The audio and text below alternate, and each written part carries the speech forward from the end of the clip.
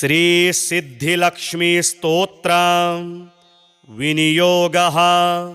ओम अस्य श्री सिद्धिलक्ष्मी स्तोत्रस्य हिरण्यगर्भ ऋषिः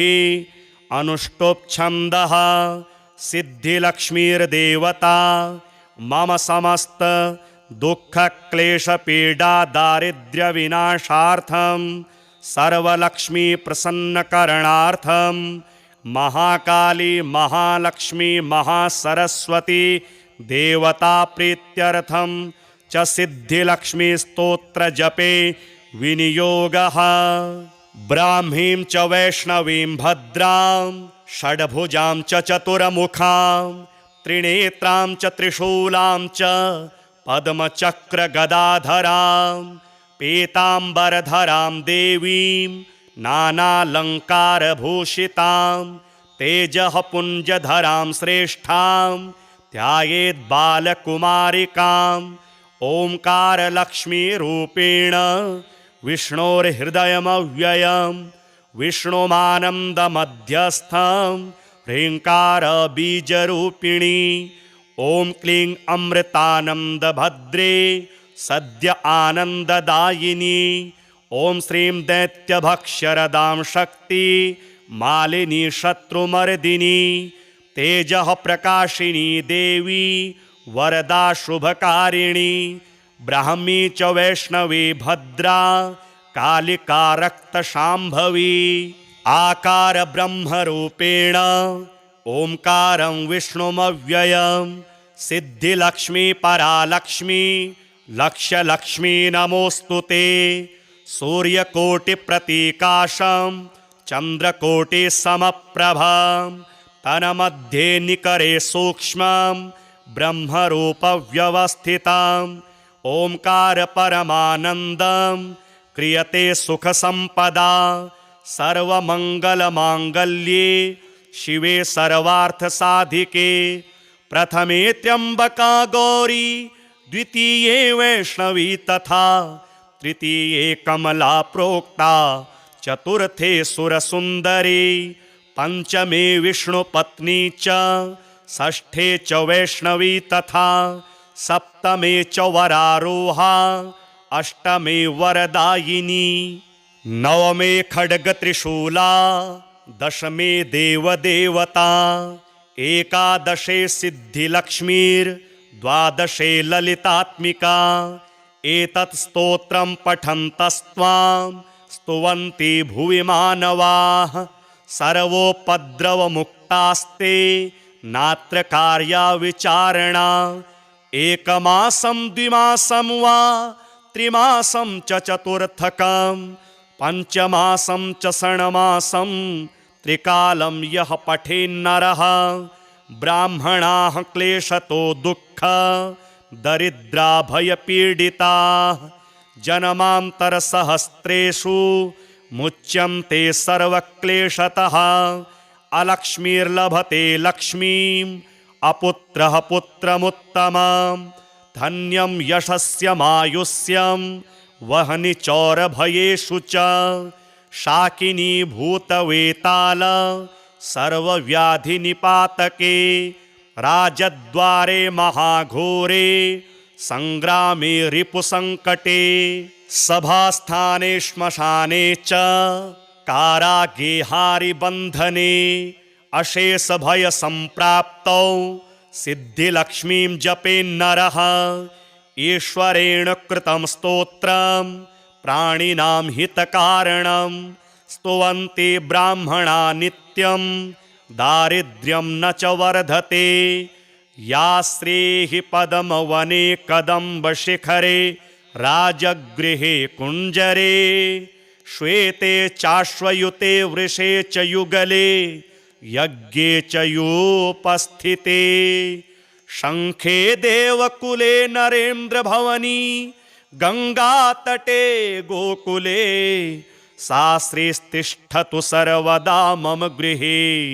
भूयात् सदा निश्चला। ब्राह्मीं च वैष्णवीं भद्रां षड्भुजां च चतुर्मुखां त्रिनेत्रां च त्रिशूलां च पद्मचक्रगदाधरां पीताम्बरधरां देवीं नानालङ्कारभूषितां तेजः पुञ्जधरां श्रेष्ठां ध्यायेद्बालकुमारिकाम् ओङ्कारलक्ष्मीरूपेण विष्णोर्हृदयमव्ययं विष्णुमानन्दमध्यस्थं ह्रीङ्कारबीजरूपिणी ॐ क्लीं अमृतानन्दभद्रे सद्य आनन्ददायिनी ॐ श्रीं दैत्यभक्षरदां शक्ति मालिनी शत्रुमर्दिनी तेजः प्रकाशिनी देवी वरदा शुभकारिणी ब्राह्मी च वैष्णवी भद्रा कालिका रक्तशाम्भवी आकार ब्रह्मरूपेण ओंकारं विष्णुमव्ययं सिद्धिलक्ष्मी परालक्ष्मी लक्ष्यलक्ष्मी नमोस्तुते सूर्यकोटिप्रतीकाशं चन्द्रकोटिसमप्रभं तन्मध्ये निकरे सूक्ष्मं ब्रह्मरूपव्यवस्थितं ओंकार परमानन्दं क्रियते सुखसम्पदा सर्वमङ्गलमाङ्गल्ये शिवे सर्वार्थसाधिके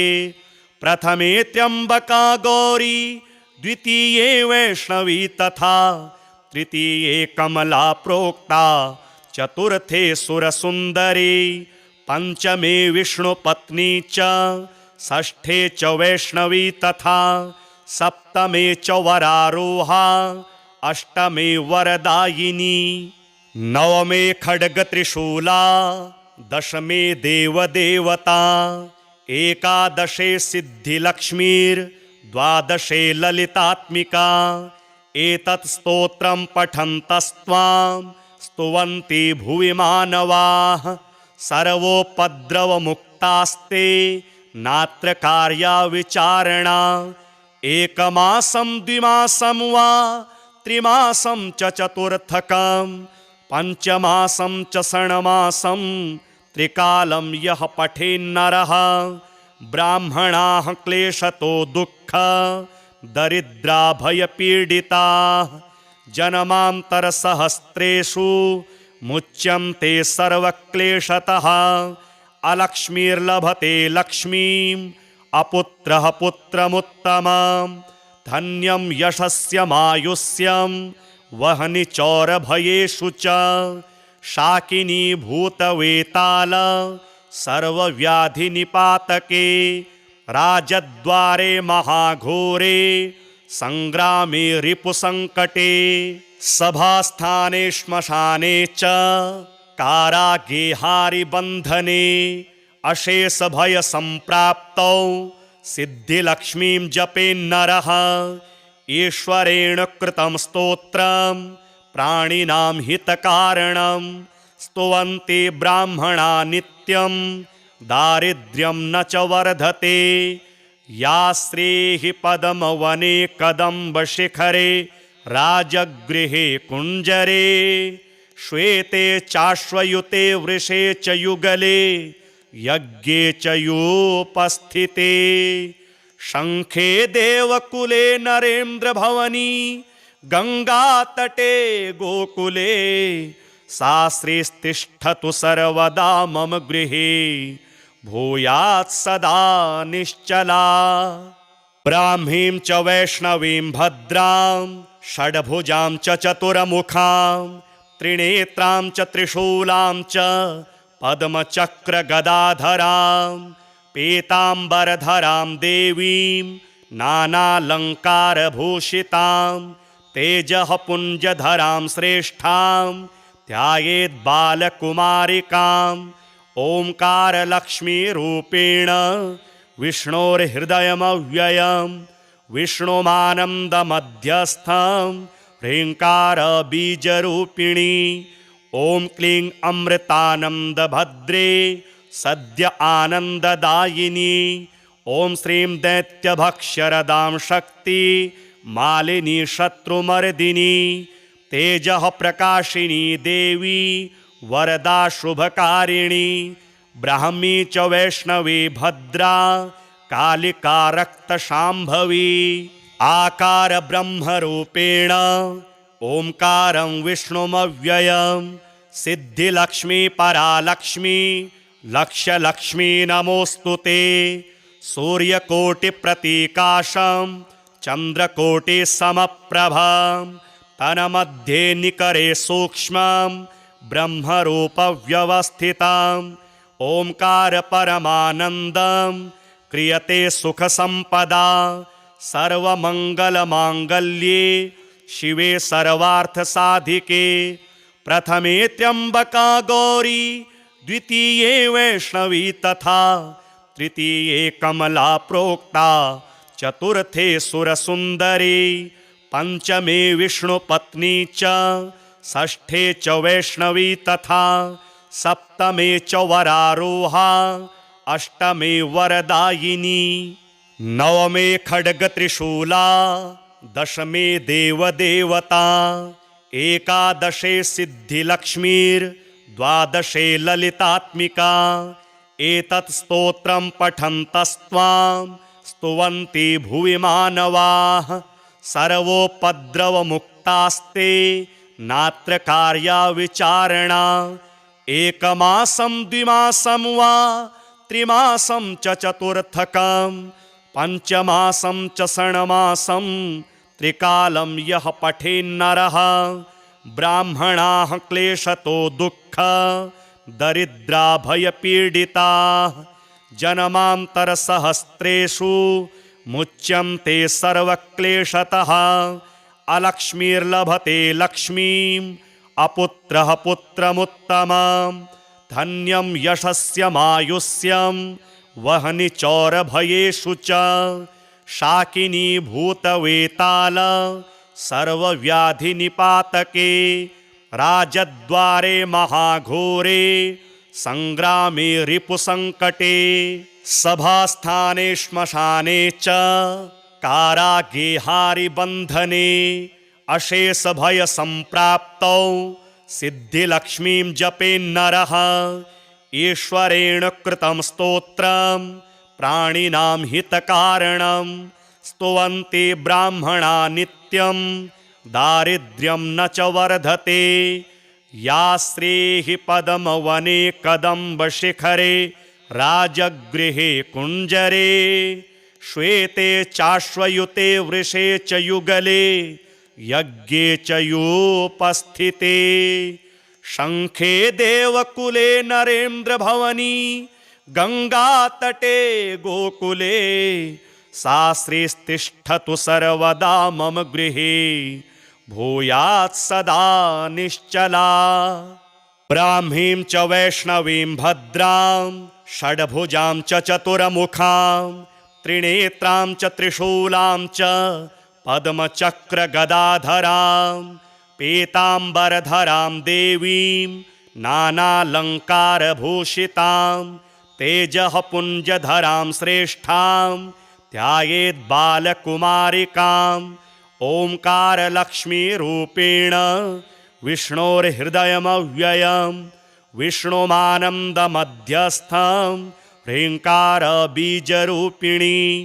ॐ क्लीं अमृतानन्दभद्रे सद्य आनन्ददायिनी। ॐ श्रीं दैत्यभक्षरदां शक्ति मालिनी शत्रुमर्दिनी तेजः प्रकाशिनी देवी वरदा शुभकारिणी। ब्राह्मी च वैष्णवी भद्रा कालिका रक्तशाम्भवी। आकार ब्रह्मरूपेण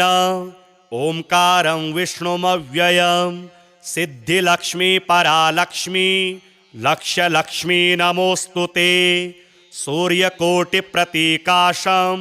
चन्द्रकोटिसमप्रभं तन्मध्ये निकरे सूक्ष्मं ब्रह्मरूपव्यवस्थितम् ओंकार परमानन्दं क्रियते सुखसम्पदा सर्वमङ्गलमाङ्गल्ये शिवे सर्वार्थसाधिके। प्रथमे त्र्यम्बका गौरी द्वितीये वैष्णवी तथा तृतीये कमला प्रोक्ता चतुर्थे सुरसुन्दरी पंचमे विष्णुपत्नी च षष्ठे च वैष्णवी तथा सप्तमे च वरारोहा अष्टमे वरदायिनी, नवमे खड्गत्रिशूला, दशमे देवदेवता, एकादशे सिद्धिलक्ष्मीर्द्वादशे ललितात्मिका। एतत् स्तोत्रं पठन्तस्त्वां स्तुवन्ति भुवि मानवाः, सर्वोपद्रवमुक्तास्ते नात्र कार्या विचारणा। एकमासं द्विमासं वा त्रिमासं च चतुर्थकं, पञ्चमासं च षण्मासं त्रिकालं यः पठेन्नरः, ब्राह्मणाः क्लेशतो दुःख दरिद्रा भयपीडिताः, जन्मान्तरसहस्रेषु मुच्यन्ते सर्वक्लेशतः। अलक्ष्मीर्लभते लक्ष्मीम्, अपुत्रः पुत्रमुत्तमं, धन्यं यशस्यमायुष्यं वह्नि चौरभयेषु च। शाकिनी भूतवेताल सर्वव्याधिनिपातके, राजद्वारे महाघोरे संग्रामे रिपुसङ्कटे। सभास्थाने श्मशाने च कारागेहारिबन्धने, अशेषभयसम्प्राप्तौ सिद्धिलक्ष्मीं जपेन्नरः। ईश्वरेण कृतं स्तोत्रं प्राणिनां हितकारणं, स्तुवन्ति ब्राह्मणा नित्यं दारिद्र्यं न च वर्धते। या श्रीः पदमवने कदम्बशिखरे, राजगृहे कुञ्जरे, श्वेते चाश्वयुते वृषे च युगले, यज्ञे च योपस्थिते। शङ्खे देवकुले नरेन्द्रभवनी, गङ्गातटे गोकुले, सा श्रीस्तिष्ठतु सर्वदा मम गृहे, भूयात् सदा निश्चला। ब्राह्मीं च वैष्णवीं भद्रां, षड्भुजां च चतुर्मुखां, त्रिनेत्रां च त्रिशूलां च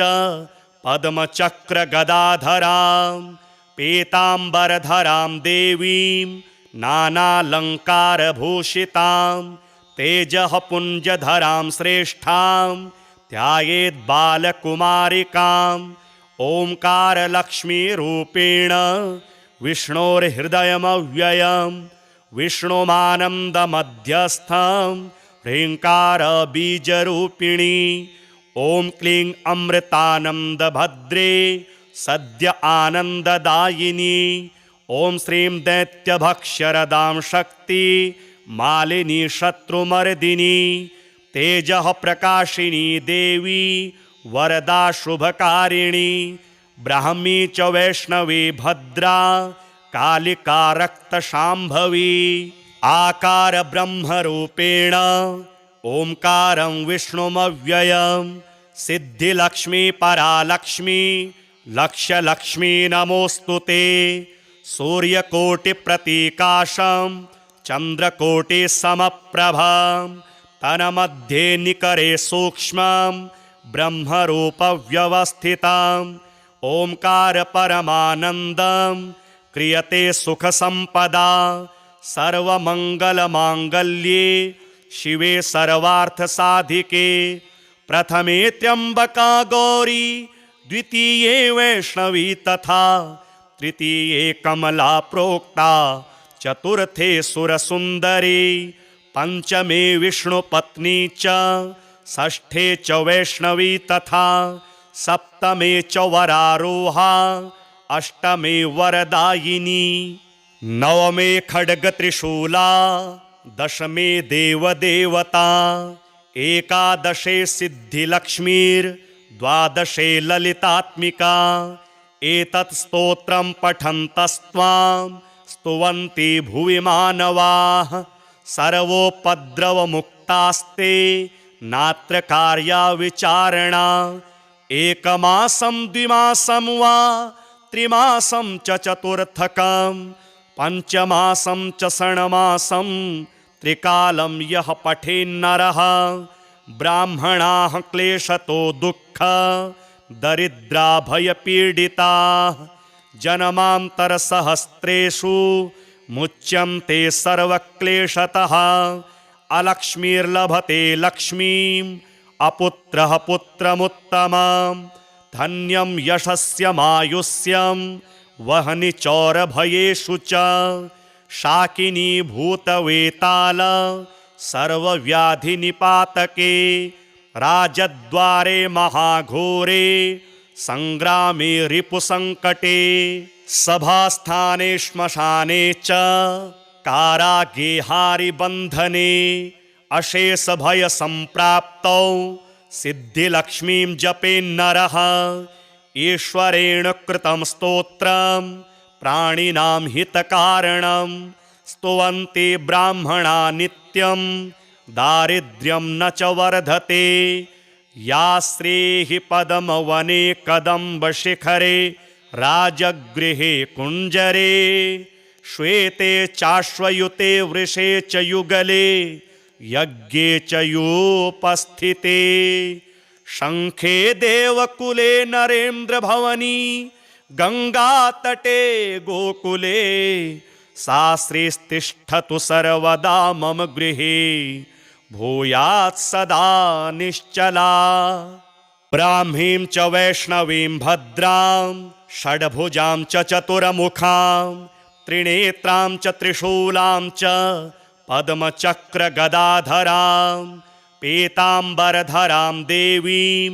नानालङ्कारभूषितां तेजः पुञ्जधरां श्रेष्ठां ध्यायेद्बालकुमारिकाम् ओंकारलक्ष्मीरूपेण विष्णोर्हृदयमव्ययं विष्णुमानन्दमध्यस्थं ह्रीङ्कारबीजरूपिणी ॐ क्लीं अमृतानन्दभद्रे सद्य आनन्ददायिनी ॐ श्रीं दैत्यभक्ष्यरदां शक्ति मालिनी शत्रुमर्दिनी तेजः प्रकाशिनी देवी वरदा शुभकारिणी ब्राह्मी च वैष्णवी भद्रा कालिका रक्तशाम्भवी आकार ब्रह्मरूपेण ओंकारं विष्णुमव्ययं सिद्धिलक्ष्मी परालक्ष्मी लक्ष्यलक्ष्मी नमोऽस्तु ते सूर्यकोटिप्रतीकाशं चन्द्रकोटिसमप्रभं तन्मध्ये निकरे सूक्ष्मं ब्रह्मरूपव्यवस्थितम् ओंकार परमानन्दं क्रियते सुखसम्पदा सर्वमङ्गलमाङ्गल्ये शिवे सर्वार्थसाधिके प्रथमे त्र्यम्बका गौरी द्वितीये वैष्णवी तथा तृतीये कमला प्रोक्ता चतुर्थे सुरसुन्दरी पंचमे विष्णुपत्नी च षष्ठे च वैष्णवी तथा सप्तमे च वरारोहा अष्टमे वरदायिनी नवमे खड्गत्रिशूला दशमे देवदेवता एकादशे सिद्धिलक्ष्मीर्द्वादशे ललितात्मिका एतत् स्तोत्रं पठन्तस्त्वां स्तुवन्ति भुवि मानवाः सर्वोपद्रवमुक्तास्ते नात्र कार्या विचारणा एकमासं द्विमासं वा त्रिमासं च चतुर्थकं पंचमासं च षण्मासं त्रिकालं यः पठेन्नरः ब्राह्मणाः क्लेशतो दुःख दरिद्रा भयपीडिताः जन्मान्तरसहस्रेषु मुच्यन्ते सर्वक्लेशतः अलक्ष्मीर्लभते लक्ष्मीम् अपुत्रः पुत्रमुत्तमं धन्यं यशस्यमायुष्यं वह्नि चौरभयेषु च शाकिनी भूतवेताल सर्वव्याधिनिपातके राजद्वारे महाघोरे संग्रामे रिपुसंकटे सभास्थाने श्मशाने च कारागेहारिबन्धने अशेषभयसम्प्राप्तौ सिद्धिलक्ष्मीं जपेन्नरः ईश्वरेण कृतं स्तोत्रं प्राणिनां हितकारणं स्तुवन्ति ब्राह्मणा नित्यं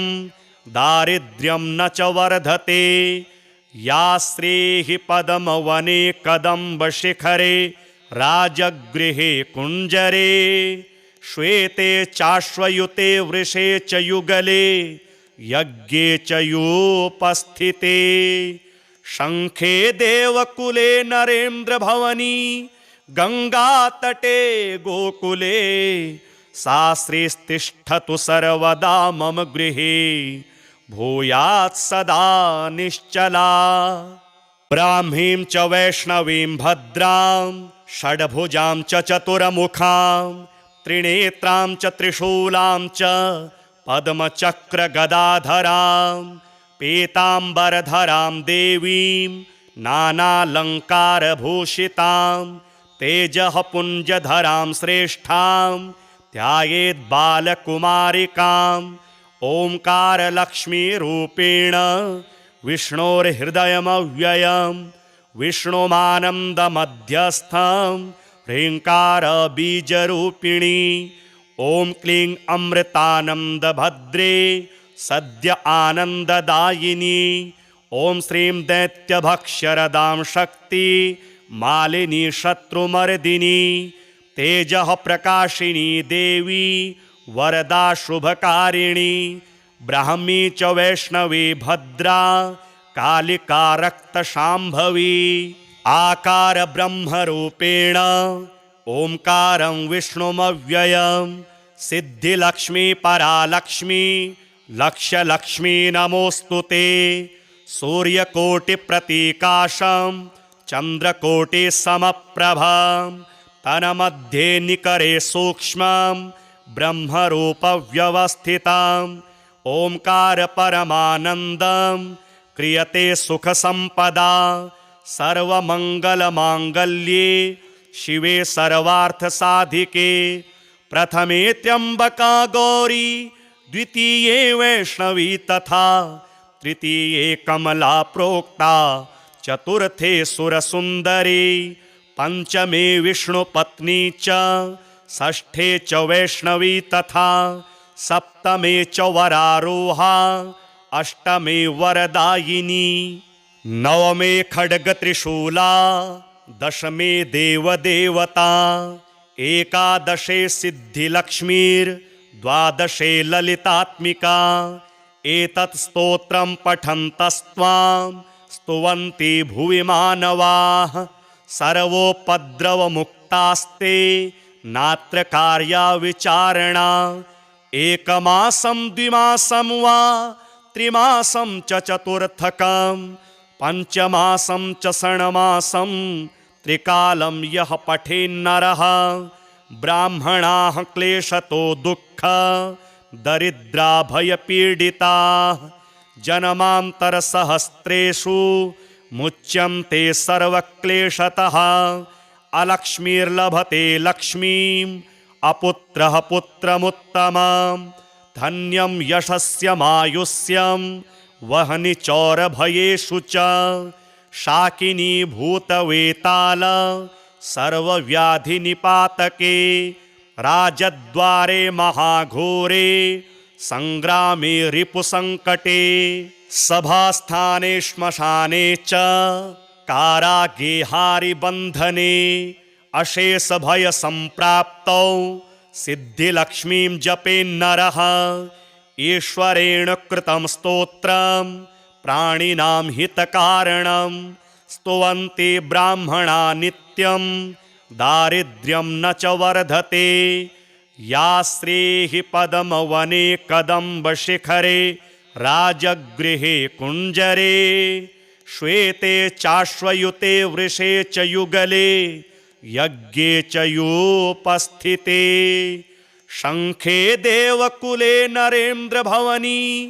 गङ्गातटे गोकुले सा श्रीस्तिष्ठतु सर्वदा मम गृहे भूयात् सदा निश्चला। ब्राह्मीं च वैष्णवीं भद्रां षड्भुजां च चतुर्मुखां त्रिनेत्रां च त्रिशूलां च पद्मचक्रगदाधरां पीताम्बरधरां देवीं नानालङ्कारभूषितां तेजः पुञ्जधरां श्रेष्ठां ध्यायेत् बालकुमारिकाम् ओंकारलक्ष्मीरूपेण विष्णोर्हृदयमव्ययं विष्णुमानन्दमध्यस्थं ह्रीङ्कारबीजरूपिणी ॐ क्लीं अमृतानन्दभद्रे सद्य आनन्ददायिनी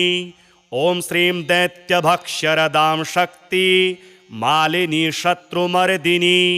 तेजः प्रकाशिनी देवी वरदा शुभकारिणी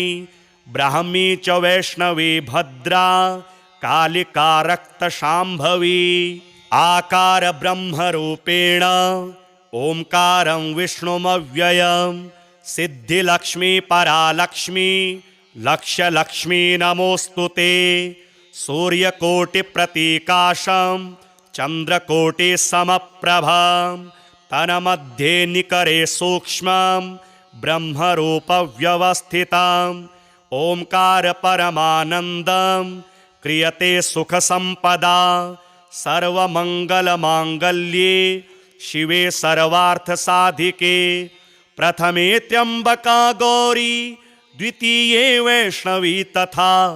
तृतीये कमला प्रोक्ता चतुर्थे सुरसुन्दरी पंचमे विष्णुपत्नी च षष्ठे च वैष्णवी तथा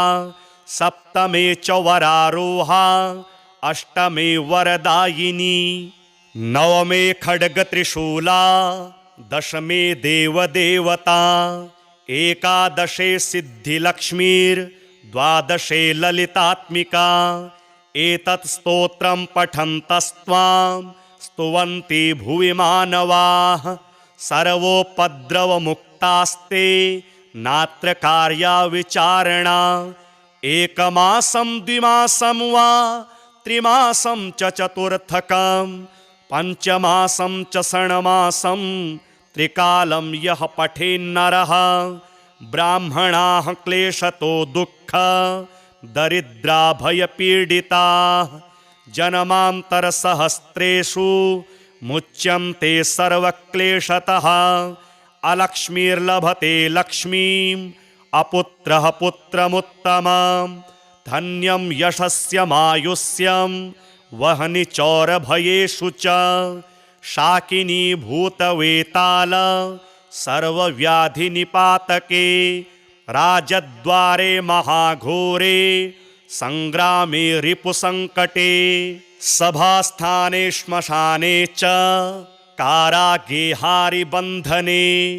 अशेषभयसम्प्राप्तौ सिद्धिलक्ष्मीं जपेन्नरः ईश्वरेण कृतं स्तोत्रं प्राणिनां हितकारणं स्तुवन्ति ब्राह्मणा नित्यं दारिद्र्यं न च वर्धते या श्रीः पद्मवने कदम्बशिखरे राजगृहे कुञ्जरे श्वेते चाश्वयुते वृषे च युगले यज्ञे च योपस्थिते शङ्खे देवकुले नरेन्द्रभवनी गङ्गातटे गोकुले सा श्रीस्तिष्ठतु सर्वदा मम गृहे भूयात् सदा निश्चला ब्राह्मीं च वैष्णवीं भद्रां षड्भुजां च चतुर्मुखां त्रिनेत्रां च त्रिशूलां च पद्मचक्रगदाधरां पीताम्बरधरां देवीं नानालङ्कारभूषितां तेजः पुञ्जधरां श्रेष्ठां ध्यायेत् बालकुमारिकाम् ओंकारलक्ष्मीरूपेण विष्णोर्हृदयमव्ययं विष्णुमानन्दमध्यस्थं ह्रीङ्कारबीजरूपिणी ॐ क्लीं अमृतानन्दभद्रे सद्य आनन्ददायिनी ॐ श्रीं दैत्यभक्षरदां शक्ति मालिनी शत्रुमर्दिनी तेजः प्रकाशिनी देवी वरदा शुभकारिणी ब्राह्मी च वैष्णवी भद्रा कालिका रक्तशाम्भवी आकार ब्रह्मरूपेण ओंकारं विष्णुमव्ययं सिद्धिलक्ष्मी परालक्ष्मी लक्ष्यलक्ष्मी नमोऽस्तुते सूर्यकोटिप्रतीकाशं चन्द्रकोटिसमप्रभां तन्मध्ये निकरे सूक्ष्मं ब्रह्मरूपव्यवस्थिताम् ओंकार परमानन्दं क्रियते सुखसम्पदा सर्वमङ्गलमाङ्गल्ये शिवे सर्वार्थसाधिके प्रथमे त्र्यम्बका गौरी द्वितीये वैष्णवी तथा तृतीये कमला प्रोक्ता चतुर्थे सुरसुन्दरी पंचमे विष्णुपत्नी च षष्ठे च वैष्णवी तथा सप्तमे च वरारोहा अष्टमे वरदायिनी नवमे खड्गत्रिशूला दशमे देवदेवता एकादशे सिद्धिलक्ष्मीर्द्वादशे ललितात्मिका एतत् स्तोत्रं पठन्तस्त्वां स्तुवन्ति भुवि मानवाः सर्वोपद्रवमुक्तास्ते नात्र कार्या विचारणा एकमासं द्विमासं वा त्रिमासं च चतुर्थकं पंचमासं च षण्मासं त्रिकालं यः पठेन्नरः ब्राह्मणाः क्लेशतो दुःख दरिद्रा भयपीडिताः जन्मान्तरसहस्रेषु मुच्यन्ते सर्वक्लेशतः अलक्ष्मीर्लभते लक्ष्मीम् अपुत्रः पुत्रमुत्तमं धन्यं यशस्यमायुष्यं वह्नि चौरभयेषु च शाकिनी भूतवेताल सर्वव्याधिनिपातके राजद्वारे महाघोरे संग्रामे रिपुसंकटे सभास्थाने श्मशाने च कारागेहारिबन्धने अशेषभयसम्प्राप्तौ सिद्धिलक्ष्मीं जपेन्नरः ईश्वरेण कृतं स्तोत्रं प्राणिनां हितकारणं स्तुवन्ति ब्राह्मणा नित्यं दारिद्र्यं न च वर्धते या श्रीः पद्मवने कदम्बशिखरे राजगृहे कुञ्जरे श्वेते चाश्वयुते वृषे च युगले यज्ञे च योपस्थिते शंखे देवकुले नरेन्द्रभवनी गंगातटे गोकुले सा श्रीस्तिष्ठतु सर्वदा मम गृहे भूयात् सदा निश्चला ब्राह्मीं च वैष्णवीं भद्रां षड्भुजां च चतुर्मुखां त्रिनेत्रां च त्रिशूलां च पद्मचक्रगदाधरां पीताम्बरधरां देवीं नानालङ्कारभूषितां तेजः पुञ्जधरां श्रेष्ठां ध्यायेत् बालकुमारिकाम् ओंकारलक्ष्मीरूपेण विष्णोर्हृदयमव्ययं विष्णुमानन्दमध्यस्थं ह्रीङ्कारबीजरूपिणी ॐ क्लीं अमृतानन्दभद्रे सद्य आनन्ददायिनी ॐ श्रीं दैत्यभक्ष्यरदां शक्ति मालिनी शत्रुमर्दिनी तेजः प्रकाशिनी देवी वरदा शुभकारिणी ब्राह्मी च वैष्णवी भद्रा कालिका रक्तशाम्भवी आकार ब्रह्मरूपेण ओंकारं विष्णुमव्ययं सिद्धिलक्ष्मी परालक्ष्मी लक्ष्यलक्ष्मी नमोस्तुते सूर्यकोटिप्रतीकाशं चन्द्रकोटिसमप्रभं तन्मध्ये निकरे सूक्ष्मं ब्रह्मरूपव्यवस्थितम् ओंकार परमानन्दं क्रियते सुखसम्पदा सर्वमङ्गलमाङ्गल्ये शिवे सर्वार्थसाधिके प्रथमे त्र्यम्बका गौरी द्वितीये वैष्णवी तथा तृतीये कमला प्रोक्ता चतुर्थे सुरसुन्दरी पंचमे विष्णुपत्नी च षष्ठे च वैष्णवी तथा सप्तमे च वरारोहा अष्टमे वरदायिनी नवमे खड्गत्रिशूला दशमे देवदेवता एकादशे सिद्धिलक्ष्मीर् द्वादशे ललितात्मिका एतत् स्तोत्रं पठन्तस्त्वां स्तुवन्ति भुवि मानवाः सर्वोपद्रवमुक्तास्ते नात्र कार्या विचारणा एकमासं द्विमासं वा त्रिमासं च चतुर्थकं पञ्चमासं च षण्मासं त्रिकालं यः पठेन्नरः ब्राह्मणाः क्लेशतो दुःख दरिद्रा भयपीडिताः जन्मान्तरसहस्रेषु मुच्यन्ते सर्वक्लेशतः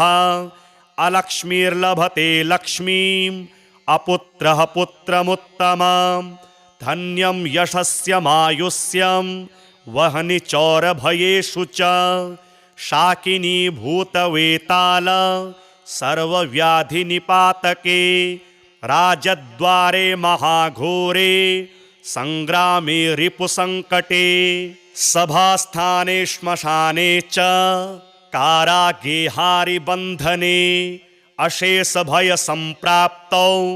सिद्धिलक्ष्मीं जपेन्नरः ईश्वरेण कृतं स्तोत्रं प्राणिनां हितकारणं स्तुवन्ति ब्राह्मणा नित्यं दारिद्र्यं न च वर्धते या श्रीः पद्मवने कदम्बशिखरे राजगृहे कुञ्जरे श्वेते चाश्वयुते वृषे च युगले यज्ञे च योपस्थिते शङ्खे देवकुले नरेन्द्रभवनी गङ्गातटे गोकुले सा श्रीस्तिष्ठतु सर्वदा मम गृहे भूयात् सदा निश्चला ब्राह्मीं च वैष्णवीं भद्रां षड्भुजां च चतुर्मुखां त्रिनेत्रां च त्रिशूलां च पद्मचक्रगदाधरां पीताम्बरधरां देवीं नानालङ्कारभूषितां तेजः पुञ्जधरां श्रेष्ठां ध्यायेत् बालकुमारिकाम् ओंकारलक्ष्मीरूपेण विष्णोर्हृदयमव्ययं विष्णुमानन्दमध्यस्थं ह्रीङ्कारबीजरूपिणी ॐ क्लीं अमृतानन्दभद्रे सद्य आनन्ददायिनी ॐ श्रीं दैत्यभक्ष्यरदां शक्ति मालिनी शत्रुमर्दिनी तेजः प्रकाशिनी देवी वरदा शुभकारिणी ब्राह्मी च वैष्णवी भद्रा कालिका रक्तशाम्भवी आकार ब्रह्मरूपेण ओंकारं विष्णुमव्ययं सिद्धिलक्ष्मी परालक्ष्मी लक्ष्यलक्ष्मी नमोऽस्तुते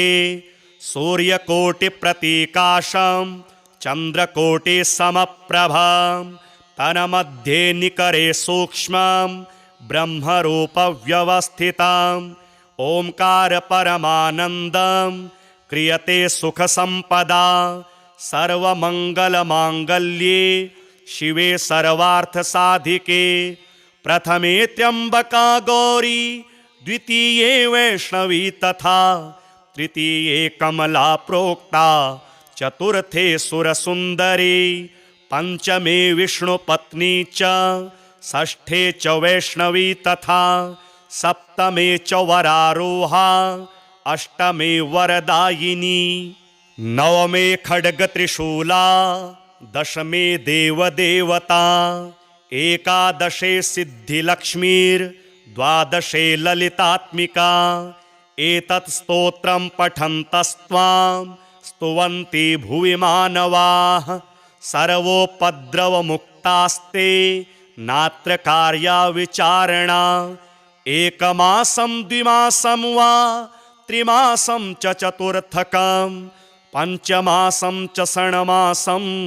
त्रिकालं यः पठेन्नरः ब्राह्मणाः क्लेशतो दुःख दरिद्रा भयपीडिताः जन्मान्तरसहस्रेषु मुच्यन्ते सर्वक्लेशतः अलक्ष्मीर्लभते लक्ष्मीम् अपुत्रः पुत्रमुत्तमं धन्यं यशस्यमायुष्यं